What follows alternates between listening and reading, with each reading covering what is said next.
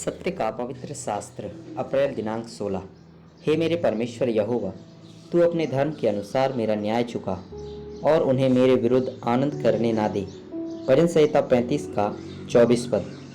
परमेश्वर यहोवा का न्याय अचूक है और वह कभी भी गलती नहीं करता। वह कभी भी किसी पर भी अन्याय नहीं करता।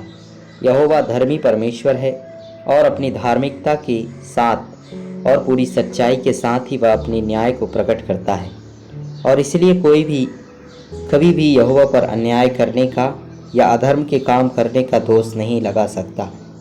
भजन संहिता 96 का 13 पद। यह यहोवा के सामने हो, क्योंकि वह आने वाला है।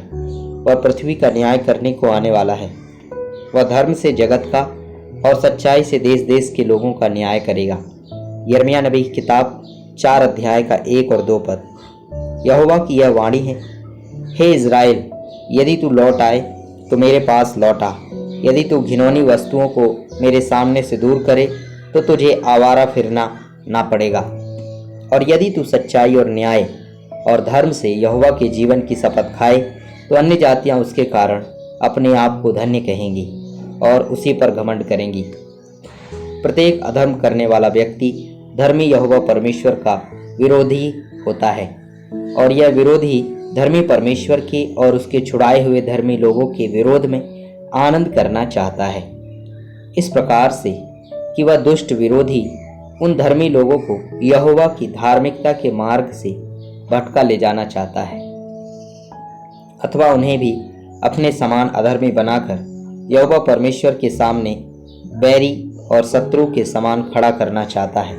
ठीक इसी हेतु से उसने अदन की बारी में आदम और हव्वा के साथ धोखाधड़ी किया और उन्हें उस फल को, जिसे खाने से परमेश्वर ने मना किया था, उसको खाने के लिए बुरी लालसा से उकसाया, तथा इस प्रकार वही मनुष्य जिसे परमेश्वर ने अपना परम मित्र और सहकर्मी बनाया था, वह अनाज्ञाकारी होकर परमेश्वर का विरोधी होकर उसका बैरी और शत्रु बन गया।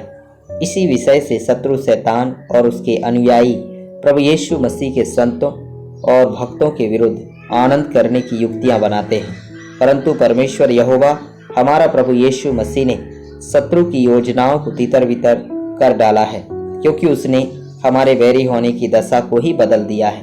रोमियो की पत्री 5 अध्याय का 8 और 10 पद। परंतु परमेश्वर हम पर अपने प्रेम की भलाई इस रीति से प्रकट करता है कि जब हम पापी ही थे तभी मसीह हमारे लिए मरा, क्योंकि बैरी होने की दशा में तो उसके पुत्र की मृत्यु के द्वारा हमारा मेल परमेश्वर के साथ हुआ, फिर मेल हो जाने पर उसके जीवन के कारण हम उद्धार क्यों ना पाएंगे। यूहन्ना सुसमाचार 15 अध्याय का 15 पद। अब से मैं तुम्हें दास न कहूँगा, क्योंकि दास नहीं जानता कि उसका स्वामी क्या करता है, परंतु मैंने तुम्हें मित्र कहा है, क्योंकि मैंने जो बातें अपने पिता से सुनी वे सब तुम्हें बता दी।